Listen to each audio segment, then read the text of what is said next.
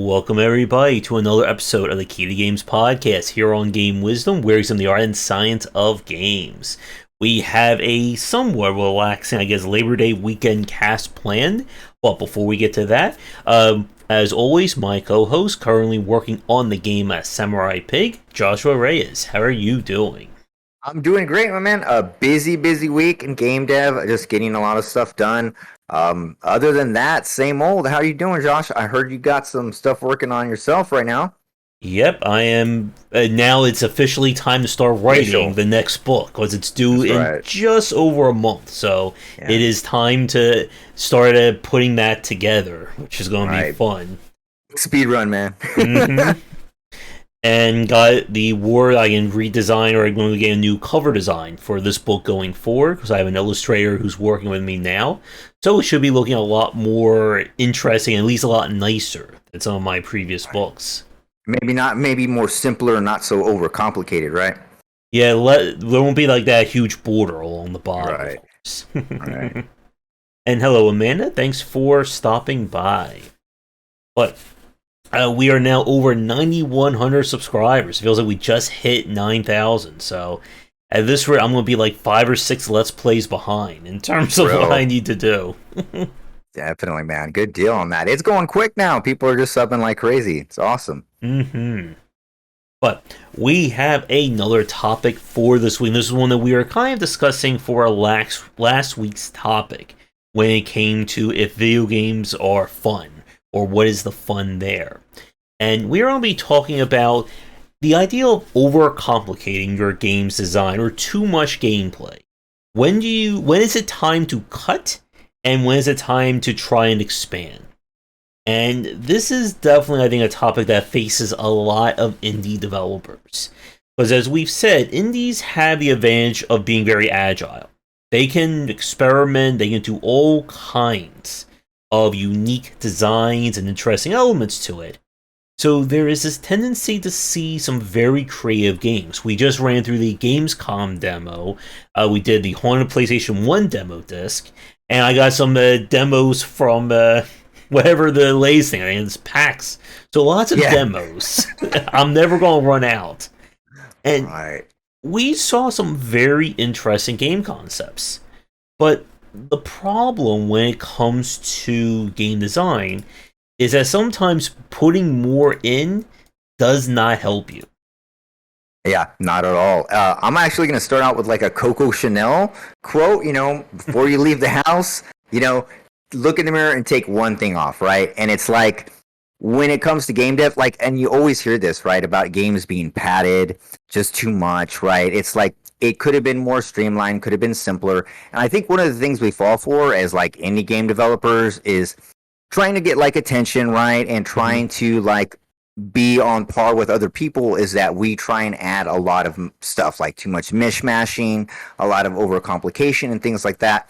I really think like a more streamlined approach, right? More holistic is definitely going to be the way to get it across. No one said, "Oh, I wish that game was just way too simple. I wish it was more complex." I think more than likely people are going to say, it's over complex, too many things, too many padding.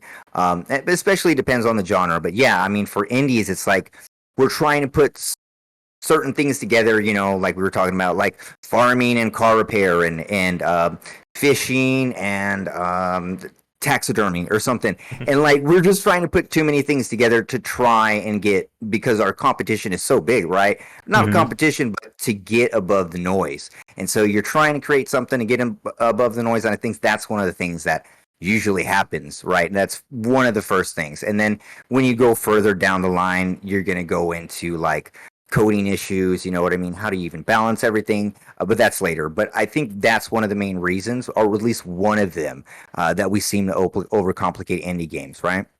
Mm-hmm. And as you said, just getting the word out is a major hurdle. And one of the easiest ways to do that, or I should say, quote-unquote easiest ways, is to present some weird and completely out there idea. What if we make this cooking, sim, driving, fishing, Plants vs. Zombies survival horror game? That one horror game, the survival horror when you're playing miniature golf game. I think could Yeah, certainly fall into that category. definitely. And I think we're trying to get him on for our cast, right? We're going to try and Yes. talk to him. Yeah, we're still trying to get that influential games. Again, Joshua over here is learning just how nightmarish time zones are. There's another video game concept, managed Yeah. time zones. How to manage time zones as a game developer. Mhm. Yeah. And as a point, one of the Haunted PlayStation 1 demo disc concepts is basically the job that I did at a temp agency typing data entries in from letters. And that, I think, gave me some PTSD when I was playing that game, doing that job again. But, again, you never know where or when an idea is going to blow up. As another good example, that game, Sucker for Love, the Lovecraftian kind of dating sim visual novel game, that started simply as a game, quote unquote, like a game jam for a DreadX game, and has turned into its own standalone title. And again, that is like what a lot of developers want to see. They want to see this weird idea that, people are just like joking around, going, this could never work. Yeah. And then a year or two later, it's now a game that everyone can't stop talking about. Curse the Golf, when I spoke with Liam about, that was another game that came as just like a weird prototype that he was doing that people said, hey, this is kind of fun. I mean, Curse the Golf, it's a roguelike arcade golf game. I mean, that's another one that you're never really going to see from a AAA studio. Yeah, and another thing, I think I mentioned this on one of the podcasts, like the blender of ideas. I feel that eventually there's going to be a point where like there's no more mashups available, right? It's like we've already done the squirrel with the gun, the chicken with the gun, the chicken with the sword, the pig with the like we've done it all already. And like I feel like eventually there'll be a point and we'll have to like reevaluate and go back to simpler games. But like right now, I think again everybody's trying to shoot for some virality, right? And that's like one of the easiest ways, right? Or we see as definitely a way to get everybody talking about it for streamability, things like that, memeability, all those things. The samurai pig with the katana. That's right, Highlander. Yeah. And hello, Vincent and Mr. Game in Chat. Vincent. Game in Chat, welcome. And we can even, like, when we talk about things from more of a conventional standpoint, one of the more classic examples is, of course, having a single player and a multiplayer mode in your games. People were once again talking about Spec Ops: The Line, and I still remember that quote from the developer saying that he treated multiplayer to the game as, like, I think a cancerous tumor. Yes. On that game, did he was it even have multiplayer? It did. It did. Wow. And as I'm sure you're well aware, multiplayer is just very easy to add on to a game. Super simple. Leia's Unreal version is made. It now only takes like a day. Used to take at least 2 days. Now, Leia's Unreal, just one day. Yeah, one day, and I can get a demake version. Remember, so I get a demake and a multiplayer at the same time. So. And next update will be dedicated fishing option, fishing mini game. Fishing, that's right, my favorite. And if you remember, of course, that great idea we had about Plants vs Zombies meets like car racing and building your own car up. I mean, there are crazy ideas that it sounds weird, but when we start talking about it, it's like, why can't we do something like this? Sounds really good, right? Yeah, we're gonna have to do, Josh. We're gonna have to do that car game for sure. There we go, exactly. And this is again where we see this. The creativity from the independent space come from. But the problem is when you keep adding. When it's just, okay, what if we do this? Hey, this sounds cool, let's add this to the game. And suddenly you have a game made up of, 3, 4, 8 different game systems. And it feels, I think there must be a ghost behind me. My thing just dropped when I said game systems. Pony saying Just Dance Plants vs Zombies. There's that Just Dance Star Wars game that came out. Really? Or that came like a while ago for the Kinect, I think. But yeah, like good times. Kinect, man, good times. Mm-hmm. And when we start seeing games that just feel like, let's just put every crazy idea in, something always gets lost in the translation. Yeah, I mean, yeah, you can't really like just keep adding. Again, we've talked about this, right? Like several times. Like each thing that you add. So say we add fishing, right? Now our favorite one to go to. Say we add fishing, it has to be like really good, and then it also has to like make sense into the game, right? And we can't just adding all these like different parts that don't make any sense and put them together and hope it works. Sometimes it does, but most of the time, like you have to have a really good grasp on each of those systems, right? And how they're going to interact. And you need like, as an indie game dev, do you have like a systems planner, designer, person that's like overlooking everything, how all the systems interact and edge cases and stuff like that? And again, the more we add on to the game, the your code base is going to bloat and just like, and even when you keep your game as simple as you can, it's still gonna be like a massive like overcomplicated thing. So if you overcomplicate the design, then you're gonna end up with an overcomplicated code base, even worse as well. Hmm. And there's no guarantee that you're going to get the balancing right with all these different systems. And Or then anybody's gonna care, or it doesn't even matter, and they're gonna be like, "Why did you put fishing in here? It doesn't make sense. This one part was cool, but all these other 9 parts that don't make sense are not that great, right?" hmm and that is another, I think, big point about how game design has changed. That people want more qualitative experiences. They're willing to spend more money if you can deliver, let's say, 5 hours of fantastic game of the year winning design, as opposed to, let's say, 60 hours of, okay, this is the racing sim part, this is the first person shooter section, this is all survival horror, here's your deck builder.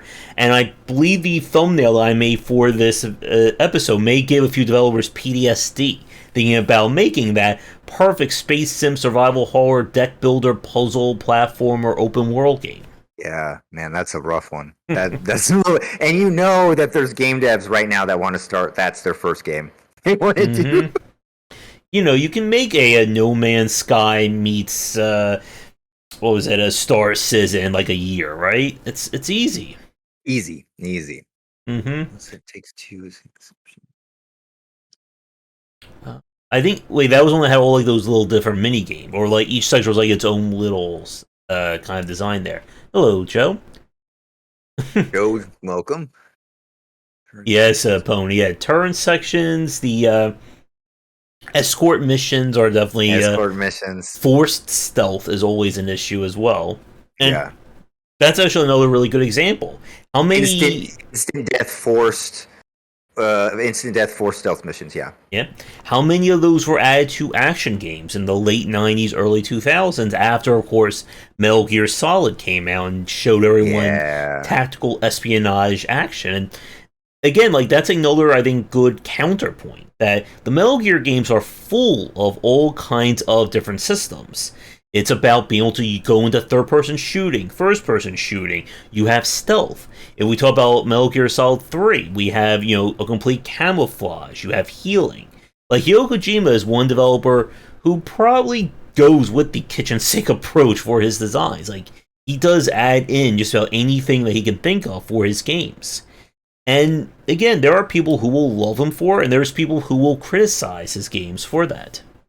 Yeah, but definitely. But one thing that he does have is he has a massive team and some budget, right? So behind all that, he can at least like he can afford to keep throwing darts at the board, and see what'll work. But for indie devs, got so many shots, So. Yep, and having that budget to really say, if we want to spend another 6-12 months making, a poster interface so you can design your own posters in the game, we can do that. For indie developer, most likely you're not going to be able to throw an additional year or two of your budget to a project or to an idea that maybe it won't work. And like Josh said earlier, like for a lot of these games, they sometimes never rise beyond just it's an interesting experiment. It's again like we use that analogy, don't break the wheel or don't reinvent the wheel. And a lot of developers will try and do that. And sometimes you get games that go beyond, But there are so many of those titles out there we've played that it's like, yeah, no one's ever done this before. Wonder And why. now we know why. Oh, no, why? Hmm? Yeah, definitely. Yeah, I mean that's the thing with experimenting, right? And it's one of the most amazing like things we can do as indies is we can like totally do some really cool stuff and experiment. Um, but you know, there's some caveats with that, and definitely got to do your homework on how we're experimenting. Mm-hmm.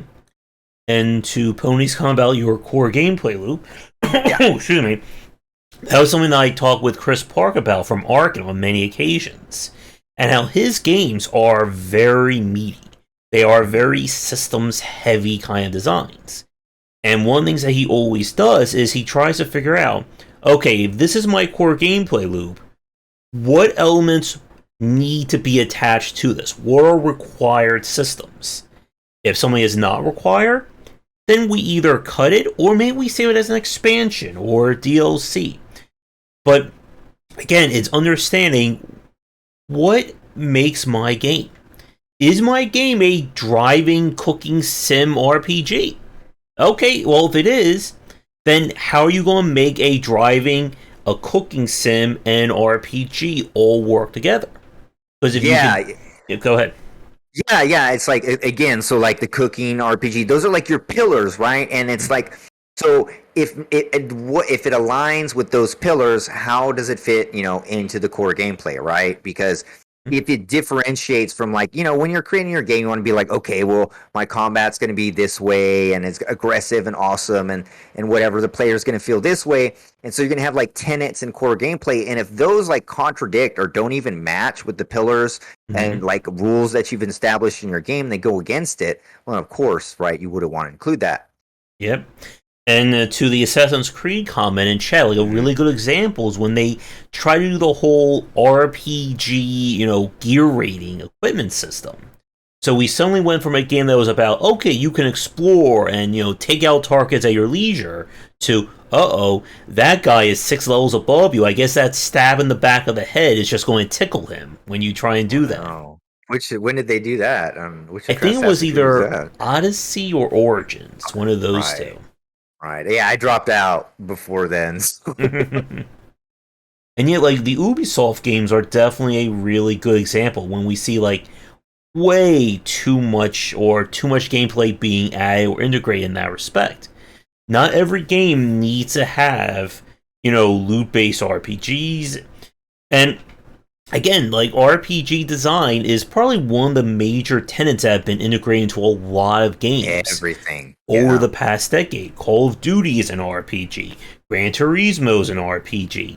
Somewhere a RPG fan is having, again, like, chest pains and heart palpitations as I'm saying these words. And hi, It's Ryan. true. It's true. Yeah. Welcome, Ryan. I mean, yeah, it's true. Everything has like RPG tenants. So just like at the beginning, you're gonna think, okay, well, my game has to have all of these RPG tenants, and then we're gonna add on top of that, right? And Hmm. I don't think that's always necessary. I think like a simpler and cleaner idea might be better for your indie studio. Yeah. Um, There's definitely a topic, I think, discussing about sequels. Sequelitis How for do you sure. keep these games going? Because again, I Yeah. think if we haven't talked about it, I think that may be another topic for the list. Yeah, I think we should probably like. I think that we were going to do that one or this one today, but like sequelitis for sure. Like I was literally just reading a review on Steam, and the person was saying it would be a crime if you didn't make a sequel to this game. It would be against humanity. Like the game is so amazing, it must deserve a sequel. And I was looking at the game; it was like a 2D side scroller, and I was like, I don't see like not every game like probably most games suffer from sequelitis. Like I Hmm. don't like it's really hard to like sometimes it's best to leave it as it is, right? You can't continue every game and have a sequel. Yeah, man, Like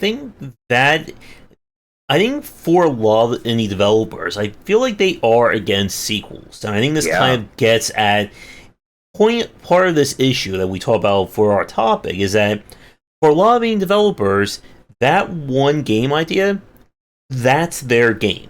Like, Mhm. this is the title. Like, I'm not thinking about games 2, 3, 4, 5, 6 in the series. Like, this is my idea. I will put everything into this idea. I want this game to be like its own pillar. It will stand alone. And this is when these projects turn into 5, 6, 10 year long ordeals to make this game do everything. And again, that we see the pros and the cons of this approach. There are some fantastic games like Celeste, like the games from Project Moon, that they feel like, okay, this is just this one unique idea. But then we see so many games where it's just like, okay, you put 20 different game systems in it. It's not just an idle game. It's now an idle Factorio Dyson Sphere program, just massive idea.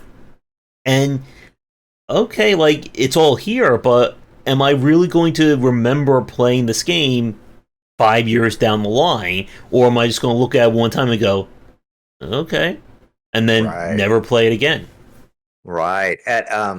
Yeah, man, like sequelitis. And I think, like, like for the, of course, for like the AAA space, like when they're pitching a game, they, to the investors, like, okay, well, what's going to happen in the sequel? Like, what do you have planned for the multiplayer? Is there going to be live service? How long is this thing, going to run? And so they have that's like thought out in like AAA games.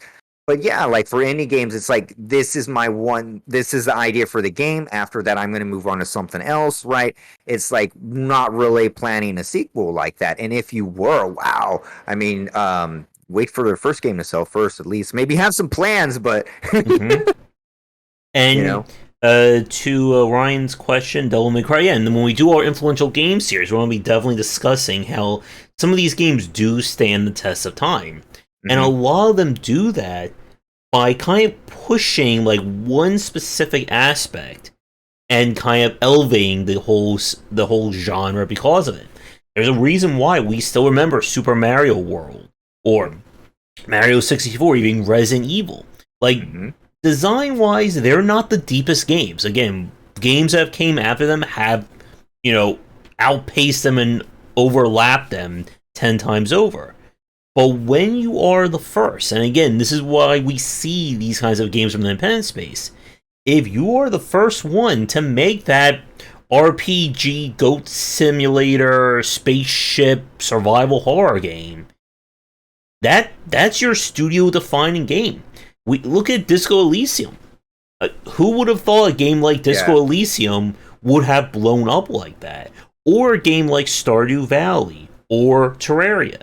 That when you get that one game that all of a sudden just like, the angel choir is above your mhm, head, that can set your studio up for years or even decades.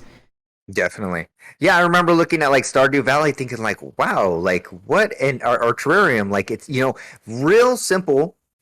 Simple concepts, and you just add a little bit to it, fix little things here and there, and you got it. You don't really have to like super overcomplicate everything.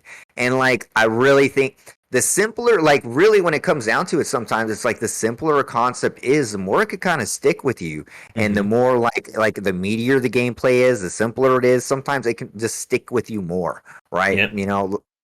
So. And there was this game we played, I believe, at the last Next Fest. It was like a 2D action, uh, procedurally generated universe, colony sim. You're like causing like a spread of like a demon all across the galaxy. It was a really great concept. But I've said during our play of it, I think the Delirium commented when I sent like the play of it, that I'm not sure how you're going to square all these circles. How are you going to make each and every system enjoyable?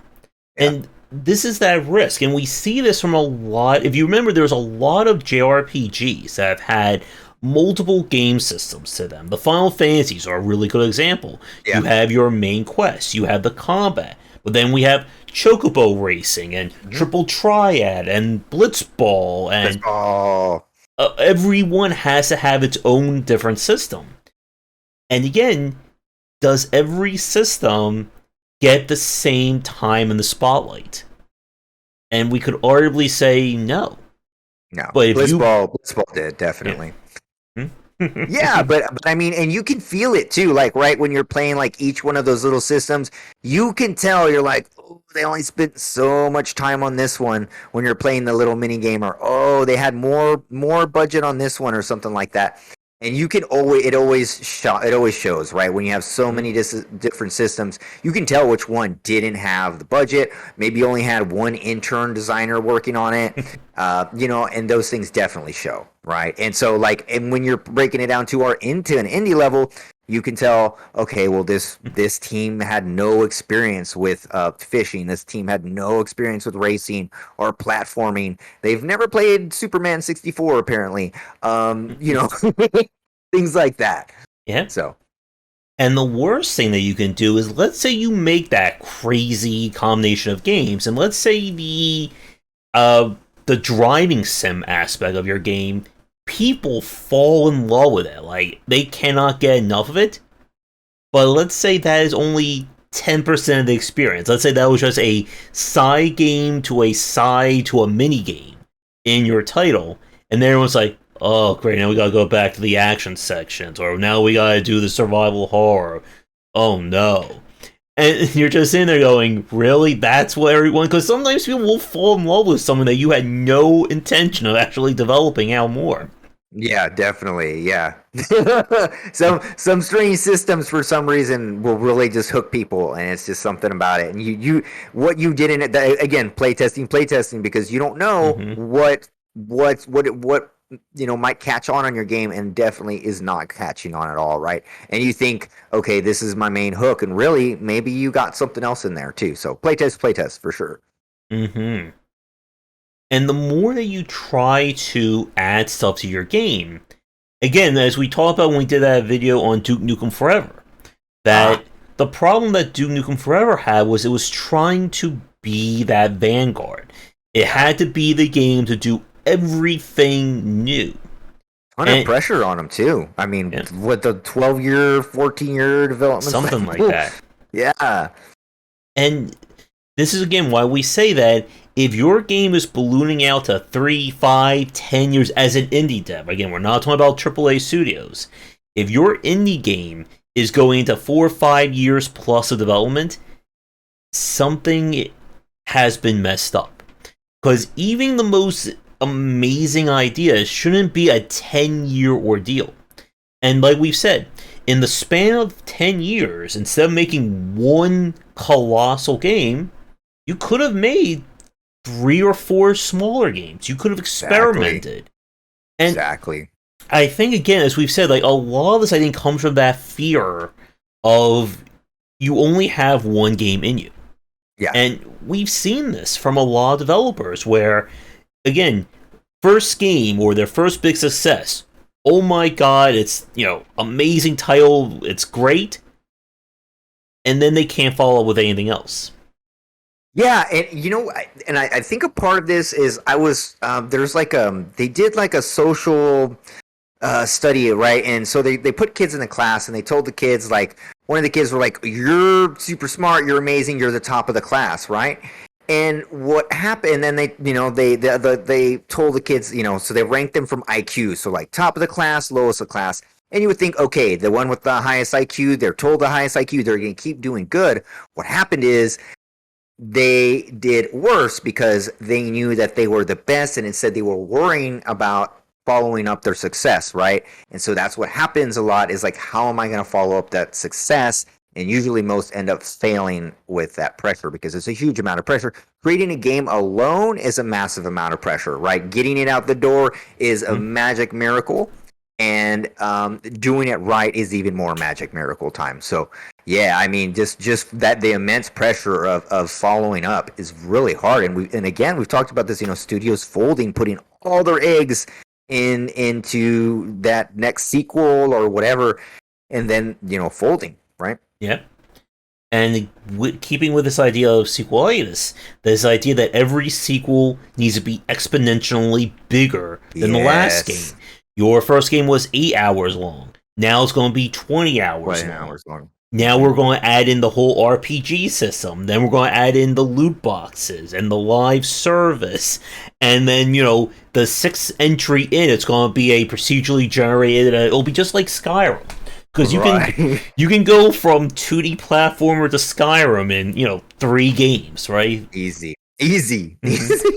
Your design, it evolves like Pokemon. You go from 2D platformer to first person shooter to Skyrim. It's right. That simple. It's so simple. So many developers are probably cursing me under their breath right now as I'm saying this. It's real. We hope it's real. Yeah. Time for the magic miracle moment. Yeah, every game needs the magic miracle moment. Magic miracle moment for sure. Yeah.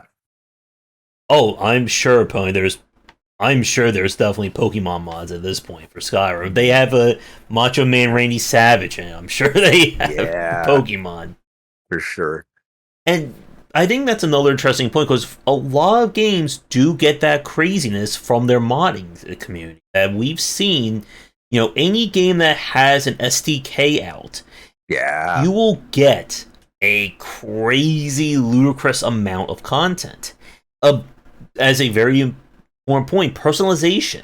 That personalization is one of those aspects that people will never stop asking you for. There's always another shirt, another hairstyle, another body type. And as a developer, it's very easy to get stuck in that mindset of, I just gotta keep adding more and more and more to these games. But as Josh said earlier, like, a major point about this is being able to manage your game dev. To be able to sit back and say, okay, we have, let's say, enough funding for 8 more months of development. What can we do? How can we maximize 8 months of time? Is it spending 6 months of that just adding in an entire shopping mall's worth of clothing to our game? Probably not. Probably not at all. And even when, even when you're like, okay, we got 8 months of development time, we're going to budget it out this way, there's always going to be pitfalls. There's always going to be things that happen. The way, again, because when you're designing a game, even if you're designing maybe not a platformer, but most games are going to be unique in most circumstances are going to be unique for it. From the game engine, how you did anything, it's going to be different. No one has made your game exactly like you before. And so when you run it, you're going to run into problems and things like that, and you might not be able to budget for it. It happens quite often, right? When games get pushed back, and the reason is because some strange weird bug or some strange weird thing that you didn't plan for can end up eating up a massive amount of time. And I've had that pop up on my projects multiple times, where one tiny thing can explode into a massive a massive issue that you're tackling for months on end, right? Trying to fix this bug, and you have to get to a point where eventually, is this that I'm trying to add even worth it? And what have you missed out on development because of that, right? So yeah. And again, there's always that voice in the back of your head saying, this is going to be the system that's going to make my game. But no, wait, now I need to add this, and I can spend another year on it. If I put this in, all the YouTubers and streamers are going to fall in love with it. Procedural generation, I think, is a very big example of this. Yeah. Since Returnal and Slay the Spire and Binding of Isaac, we've seen everyone trying to add procedural generation to their games. When it works, it does elevate a title, as we saw with Hades.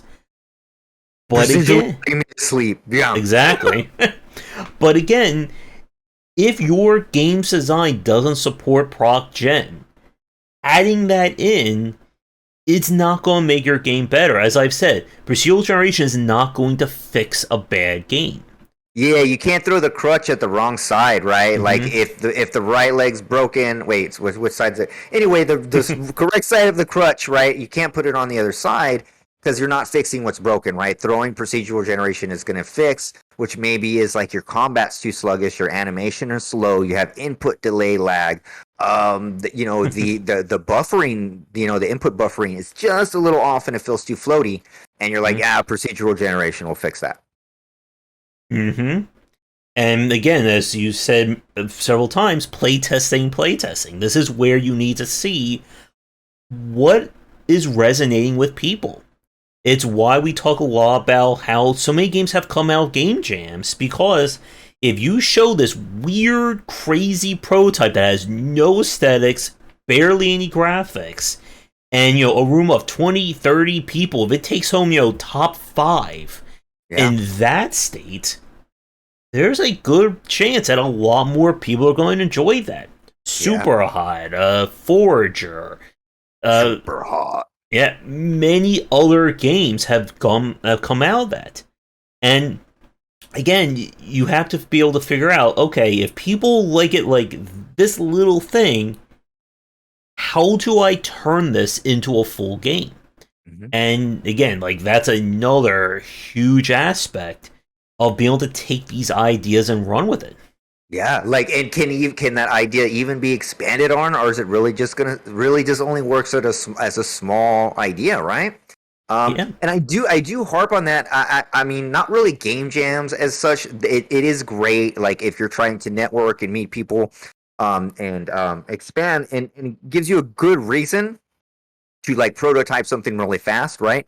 But Mm-hmm. like, um, one thing it like you mentioned earlier, and I've harped on this before, or we both have, is that a quicker game development cycle as a small studio is definitely better, right? Like if Mm-hmm. again, if you could get instead of like putting all those systems in one, right? Maybe do that in three separate games or three. Okay, I have an idea for this. Maybe separate that out into another game. Then have published Mm-hmm. 3 games in 1 year, 4 games in 1 year, and that's way better than waiting 4 years and not getting anything published.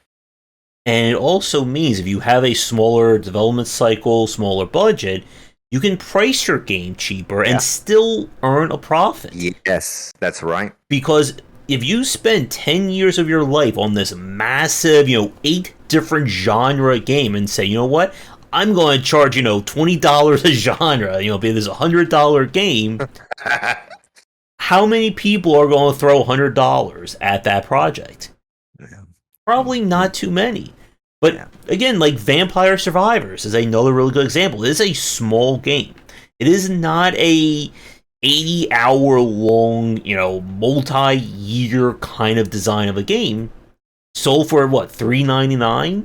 And I am fairly sure at this point that game has earned back its budget and then some. Yeah, definitely. And I mean, and that is like the vampire, like that strategy, not just the game, right, or the Mm-hmm. gameplay, but the game design philosophy behind it, where you take something very simple, you keep it small, and you keep the Mm-hmm. price moderate, where someone can't really like say no to that price. They're like, "Whoa, $3.99, and it's cool. Mm-hmm. Everybody's talking about it. I gotta get it." I think it's a really good way, like the whole idea of game dev, I think is a good idea to follow. You know what I mean?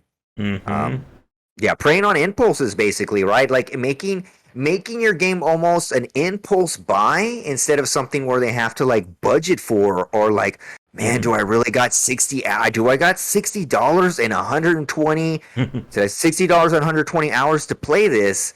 Or am I just gonna play $3.99 and have a blast for like 20 minutes? And you might enjoy that 20 minutes way more than you enjoy the 120 hours, right? It's totally possible. And as we said, you want someone to leave your game on a high note. You don't want Yeah. them to go, oh my god, it's 100 Oh, hours in and God. it's still going. Yeah. Is that person really going to then immediately jump at your next game? Right. And Probably not. and like I think like what was it, Horizon? I think I was playing, great game, and it just was I was playing it and it felt a little too padded, and because like toward the end it got too padded for me, I didn't give the second one a chance. I was just like, it's just too much padding. It could have been like shrunk down like so much more. And like I always harp on this, is that it's like not, our time is so limited now, right? And so Mm-hmm. like I think a more polished, smaller product is just so much better, right? Like a Mm-hmm. better price, shorter duration, and make all of that so impactful. You can do so much more, I think, with less. Mm-hmm. And like we've seen, that Yeah. games that resonate with people is about that one really solid experience. Hmm. And again, you can combine other systems, other elements to create that one, but only if you do it right.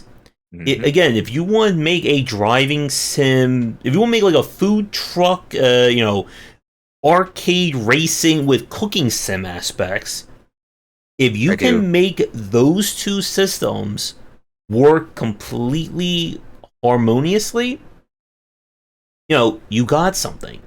But if one of those systems feels like the weak link in the chain, then that design is not going to work. Um, there was that game that I played. I think it was like Battle Royal Chef or something like that. It was kind of like a cooking challenge meets a 2D action game, and it was one of those titles. Again, it had very interesting designs, but it still felt like something got the raw end of the stick in terms of where your focus should be on. And when you feel like that, it feels like, well, did we really need these two, three, four extra systems in our game, or could it work without that? I guess another interesting point would be a lot of the Disgaea games. Like, Nippon Ichi will overflow their games with all these different forms of systems and progression. But how much of Almost that like it's like a part. Isn't it a part of the like masochism or sadism of the game? Like, could be? And again, it's that point of, is this really adding to the game, or am I just really going through the motions? yeah. Yeah, Oh man. boy. And there's nothing like going through the motions is not like what you Mm-hmm. want to be doing, right? I mean, unless it's like some super like the core gameplay has to be zen like for that, right? To be going through the motions like this is fun. Like for example, Dark Souls or something I'm playing and the combat itself is just fun, right? And like that's the zen like part of it. Um but many devs are afraid of the game ending. That's one of the hardest parts. Um right? Like, how do you put an end? How do I finish this off? And I think that's like in anything, any media, you're gonna find the ending like being kind of the one of the worst. Like, that ending just wasn't because you can have a great, awesome start, great, I don't know, middle, whatever, but the ending is like how you put a bow on it, and that usually is the hardest part. Um, so yeah, Yep. I was just thinking about like Darkest Dungeon and how they had to kind of rebalance the game at the very end because a lot of people were finding frustration with it. hmm And being able to stick the landing is very difficult and becomes even more difficult with the more systems you have in this game. for sure. Um, what was that game that I played just very recent? That Ast Libra game. It's kind of like a 2D action RPG, kind of wanders from Yes game. It has, different systems for how you craft gear. There's a full-on perk tree. There is, exploration. There are skills you can attach. It very much has that Disgaea mindset of, here's all these things you can use to break the game. Now go figure out how to break the game. And again, that can work. But you have to be really mindful of how all this interacts with your core gameplay loop. Again, I don't want to be spending an hour fumbling through menus and inventories if I'm trying to play a hardcore first person shooter or a very hack and slashy action game. And even and for you to like to want to get there and invest your time in inventory or whatever, the game really has to get you like in every aspect for you to Mm-hmm. put enough care into like those mundane things. Mm-hmm. See, it keeps saying. And yeah, like that is a very big issue when it comes to balancing the difficulty of your game, and why I've said before that good difficulty design is about figuring out your baseline. What is normal of your game looking like? Because if you can make your normal experience great, you can then tweak things down or tweak things up accordingly. You don't want to make your baseline masochistically difficult and then try and tweak things both ways. Yeah. Because then you run that issue of, if the real game is supposed to be frustratingly difficult, then how are we making this better? And are we removing what makes this game work? Soldiers that we played a few weeks ago had that problem where the baseline of that game was very difficult, and they tried to adjust it, and they ended up, pissing off the hardcore veterans. And the newbie players didn't want to play it anymore because they heard all the talks about being frustratingly difficult. Yeah, yeah. Pony's saying it's like some devs don't want their games to be beaten.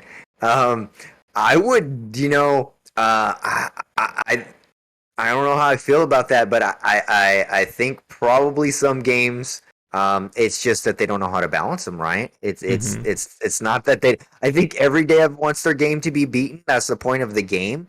If there is any devs still out there that are like, "Oh yeah, you'll never beat my game," ha ha ha. There's probably not the right mindset. I just think that yeah, it's usually that the balancing is just so difficult for whatever reason in that type of game. Mm-hmm. Let's see. Yeah, some do exist though. I'm not gonna lie. There are some games that are purely just you Mm-hmm. can't beat this game for some reason. That's Oh yes. And as we've seen with so many of these games that tend to just keep throwing more things at the player, as we said before, there's that mindset of this game must have at minimum 80 different levels. We must hit at least 100 hours of gameplay.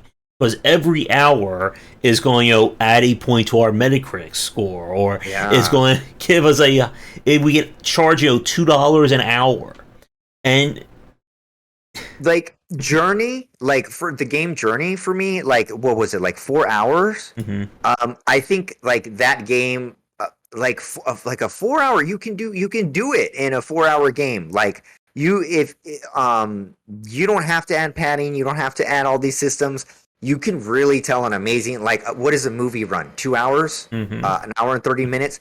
You can do the same thing in a game. You know what I mean? And again, I'm saying people's times is limited now. You know, the way that our culture works, time just doesn't even exist anymore, or it goes backwards and forwards at the same time, and negative mhm, and positive. But it's like time's limited, and I think giving players a very short and very meaty experience instead of a padded, empty experience is just worth so much more, right? mhm. And you don't want to start out with this idea of making this overblown design. It's always Yeah. better to start with something small and then see where you can take it without muddying things up. Because again, we've seen games that have taken these very unique elements to them and they've made them work. But at the end of the day, or at the start of the day, I should say, there has to be a core gameplay loop. There has to be that foundation that is set in stone. And if something is put in that doesn't mesh with it or it gets in the way of it, even if other games have used it, it doesn't mean it fits for your game.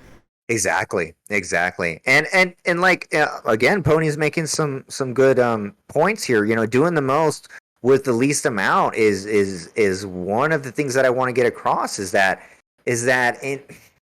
instead of like the using it as a crutch, right, adding all these other things, procedural generation, fishing, maybe this will fix, when really like the core issue is like the core gameplay is not good, core gameplay just kind of sucks, or you didn't really think it out. And so like you can really again, you can just do so much more in such a shorter amount of time in a smaller game, and you can probably some like really impactful games like Journey, again, in my mind is one of the most impactful games that I've ever played, and it's like 4 hours, you know what I mean? And that's why, it's because I didn't have to like um take care of Vincent. That's because I didn't have to like keep playing, put in 60 hours or whatever. I experienced the whole thing in a short amount of time, and it was high quality, it was amazing. And not to just hype on Journey, but I thought it was, designing a game in a small amount of time, a short experience is just really a good way to go about it.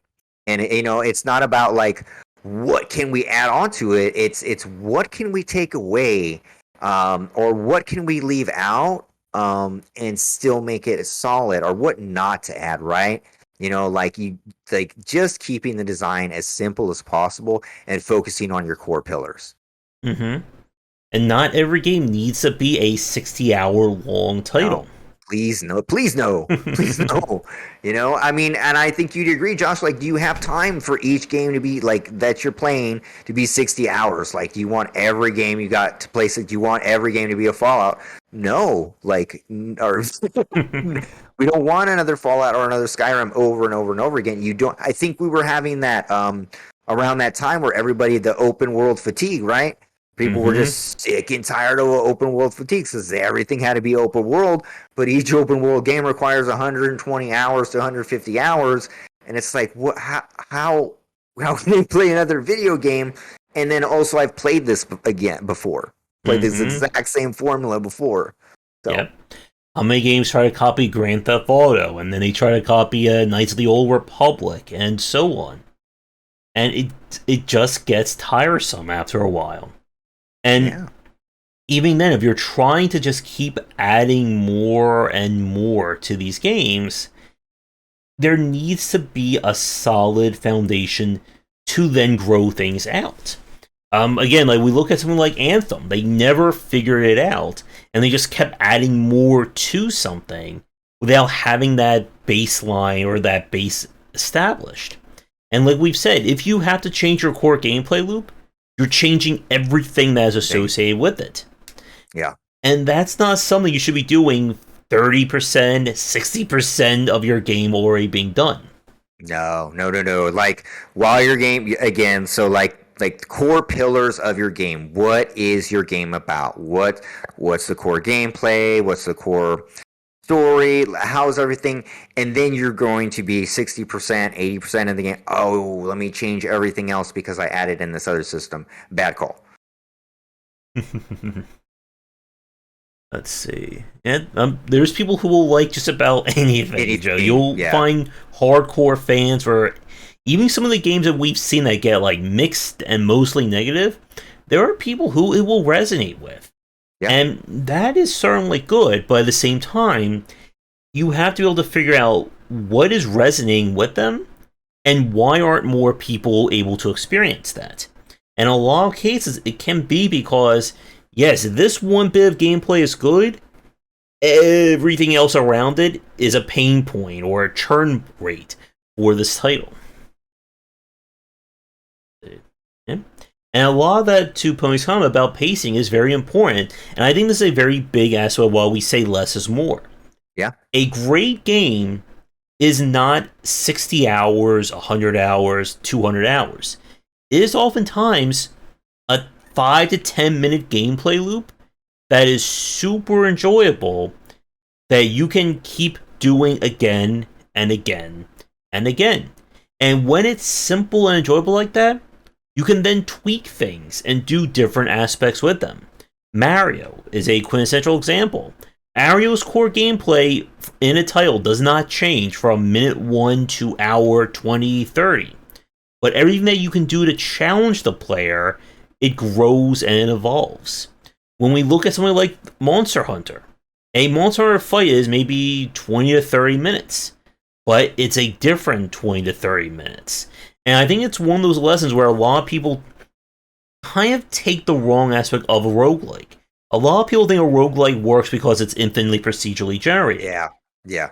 What makes it work is that it is a 20-minute to hour-long fantastic game, and then you tell the player, hey, you had an amazing hour, we're going to give you a completely new amazing hour. And then another one, and another one. Exactly. Yeah. So and then it's like what you take away from each run. How does the run affect your future runs? Things like that, like like Hades and stuff like that. But yeah, it's a roguelike. Then the main thing is not that it's procedurally generated, right? Somehow that got like the main point of a roguelike when it's not. It is like one more turn type of philosophy, like one more play, one more life, and to do it again. But yeah, that's what a roguelike promises for sure. Yeah. And it's one of the things I think I want to talk about with the roguelike roundtable, that one of the things that kind of knocks me out from a lot of lesser roguelikes is that when it doesn't feel like that first run is amazing, that if I'm having issues on your very first run of the game, yeah, that's not going to get corrected 80 more loops down the line or 100 more runs. And it's why games like Slay the Spire, Binding of Isaac, Hades resonate with so many people. That first run is like, oh my goodness, I want to keep playing this game. You're telling me that I get all, it's a completely different but enjoyable experience for the next, how many more runs I want to play it? Well, sign me up, take my money, please. Yeah, definitely. Yeah. Yep, that having that carrot on the stick to keep people engaged is a very big aspect. I think it's, again, why we see a lot of gameplay systems thrown in. That there always has to be, what is that chase? What is that next thing? And so, and see, that's a good point, Josh. And you mentioned, okay, they're putting all these. So now instead of one carrot, I have multiple carrots. And so now, my focus on what I'm supposed to be doing is completely separated into this, and I don't know which system to focus on, which is important. And do I need to level up my fishing so that way my sword skills level up? Having all those different systems can really confuse a player, right? Too many carrots. Go ahead. Yeah, that just reminded me, in Ask Libra, I forgot there's another system. All the gear has a associated skill you can unlock by using it. And again, you have to be careful, very mindful as to what is required to play your game, and what's a fun little bonus that you can do. If I'm playing a game, let's say there is this super hardcore cooking minigame. If it's not required, if it's just this thing you throw in that, let's say, it can help you or give you a little bonus resource, but the game's not balanced around it, okay, that can work. But if you're saying, okay, the racing aspect is required, the cooking is required, this gardening sim aspect is required, and if just one of those systems doesn't resonate with someone, exactly, Pony, yeah, once watch all the cooking cutscenes. If one of those systems doesn't work, your experience is shot. Because if I don't want to do this system and you're forcing me to do it, I'm not going to care about the stuff I'm going to like. I'm going to focus on this thing that I don't like. And that's going to be my takeaway. Right. Your people that are not getting the negatives are going to stick out more than the positives for sure. Also, you got to make the cooking scenes unskippable. That's the way to avoid that. Yeah, skip them. And one thing I'm still worried about with Dyson Sphere program is, again, that they're when the game was released in early access, it was kind of designed as a Factorio without any kind of combat, without any kind of direct engagement. It was just, here's logistics, do all the logistics you want. And they've been teasing and discussing their full-on combat system. There's a bug flying around me as I'm talking. I got one too. Yeah. And I'm just worried that if this becomes part of your core gameplay, and if people don't like it, well, then you just kind of shot yourself in the foot with everything else. And this is, again, why it's very important to nail down why people want to play my game. Is it because of over-elaborate cooking cutscenes? Is it for amazing writings? Is it for whatever? Whatever that is, that should be your major focus. Definitely. And if any of the systems that you decide, that's hilarious. And if any of the systems that you decide to add do not fit into those tenets, those core pillars, leave, no reason to add them. Don't need to add crutches to add to pad. We don't want padded padded content is probably one of the worst offenses, to me. There's no reason.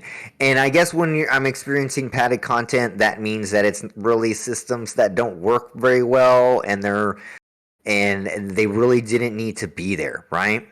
Yep. Or again, that tendency that we need to get more out of this game, that there has to be more. We can't just end it at 20 hours in. We need to have the player fight all the bosses again. Or we have to do a complete run through of all the dungeons. And as I've been playing Super Dow Deluxe, it is definitely a big example of padding. That the story just keeps going on, and oh wait, you finish it, but now this other guy shows up, and now you gotta fight him for another 20 minutes. You know what? You know what I would prefer instead of that? Like, if they want to do that, you got to go back and find. Just do that. You beat the game, and if you like the game, add a new game plus option, right? You know what I mean? Have the game again, and maybe that might be a better option instead of like doing, going back through the whole like literally. What game was it that you had to go back and beat? Ghosts and Goblins. You had to Mm-hmm. go back and like beat the whole game again to beat it. I couldn't remember. There's a couple games where you just have to be you beat the final boss and it's like okay, beat the game again. Um, Mm-hmm. I wish New Game Plus lets you do anything from the start of the file. Yeah, yeah. New Game Mm-hmm. Plus, like Metal Gear, the Metal Gear Solid, the first one, New Game Plus, that was awesome. I think I New Game Plus it like 4 or 5 times. The bandana, awesome Mm-hmm. stuff. Mm-hmm. And you can just keep, like, again, like, some people will fall in love with that. My thing is, like, adding up there. I'm gonna have to probably clear out some more of my files. I think it's like screwing up OBS. I have so much stuff on that hard drive. But you can do a lot with, again, people want to leave your experience on a high note. Whether that high note is 80 hours, or if it's only maybe 5 hours long, or even an hour long.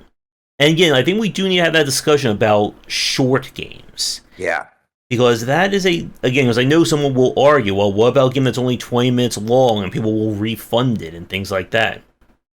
This is true. This is true. But I think that if your game is of quality, that most people won't troll you, and if they like it, they will not refund the game just to support you. But yeah, I mean, there is that possibility, and that's just something you always gotta. I mean, people might torrent people, like we talked about before, torrenting stuff like that. Those are always things that can happen. But I just think that a more succinct, short game to get your point across is way better than a large padded game. Mm-hmm.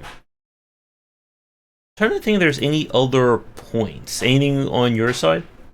Let's see here.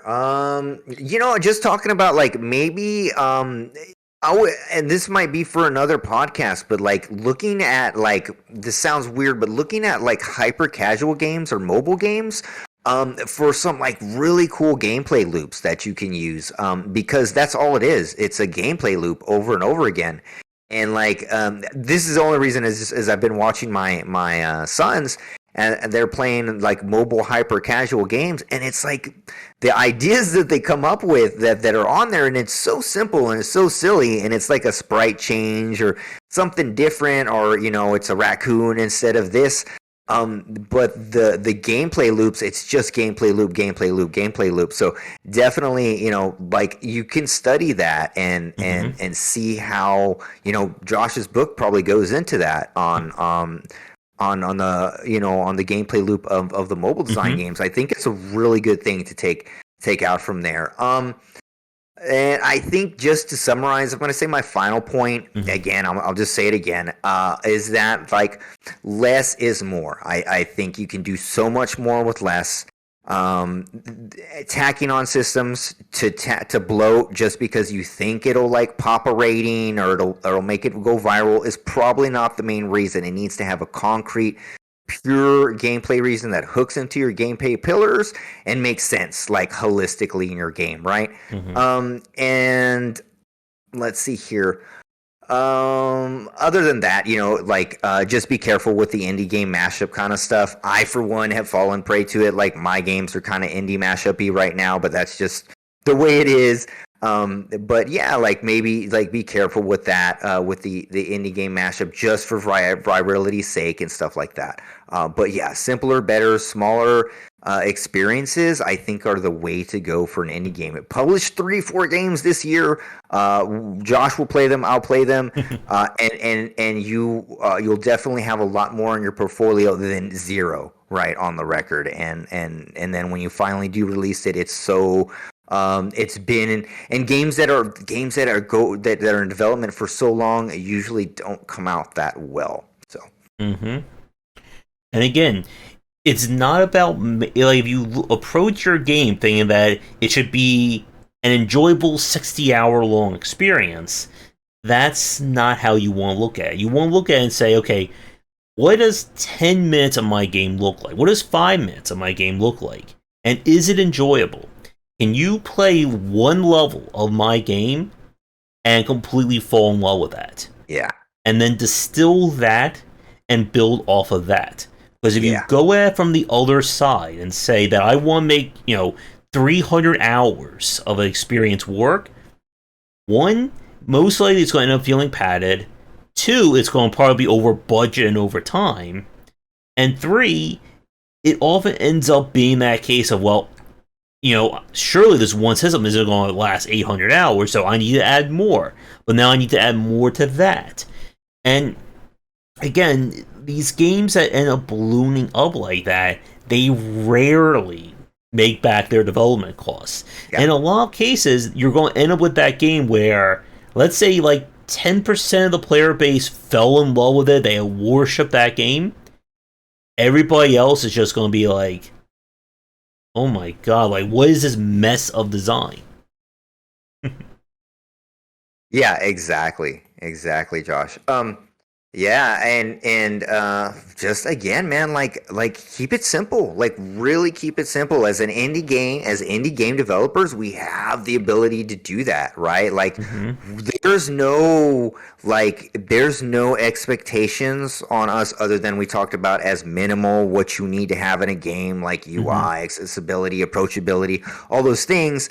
But like we can kind of experiment and do anything. And so if we're gonna do anything or focus on anything, focus on that core gameplay loop, get that, like the good point you made is start with what you have and just expand from there instead of aiming for, okay, we're going to have all these million things. Start with your one thing and just build from there. And then it'll just be like about this big instead of like making no sense and being disparate. Yep.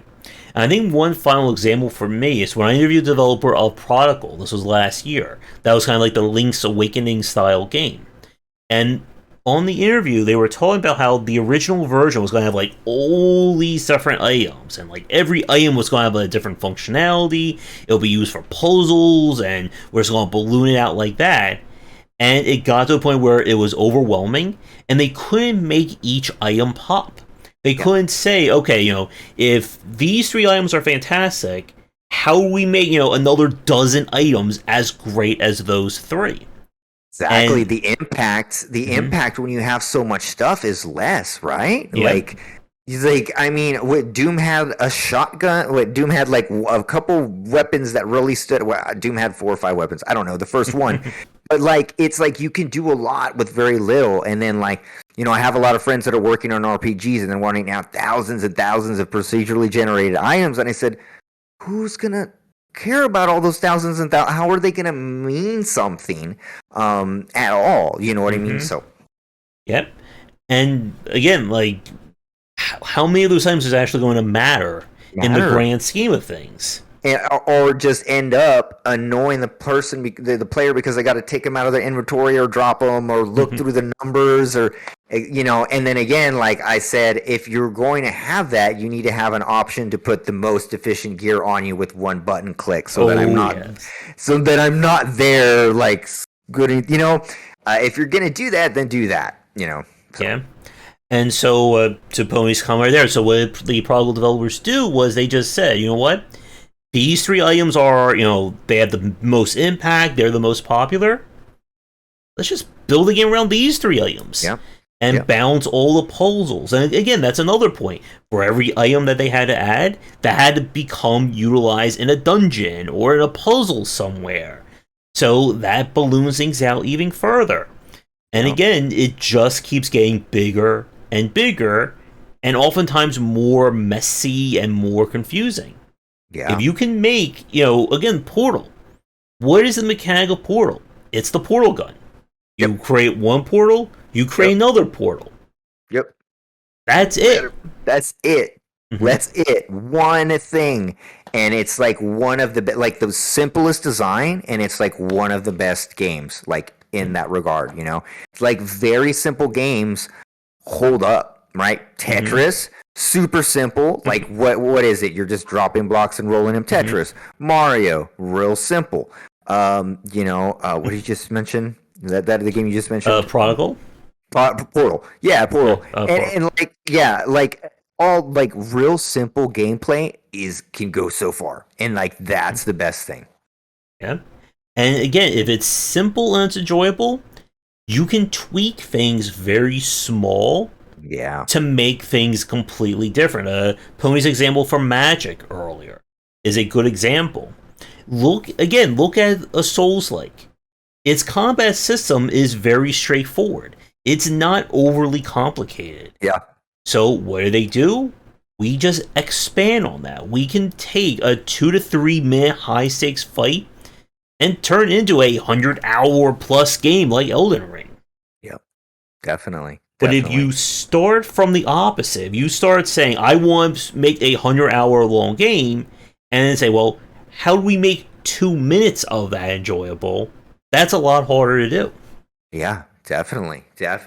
Yeah, so starting from the I guess the bottom, right? Starting from the bottom up is how you'd want to do it. What is the core of the game, and we expand from there. But yeah, I think that is it from me. Any other topics from you? I think we've already been over scope, code, bloat, and everything like that, balancing.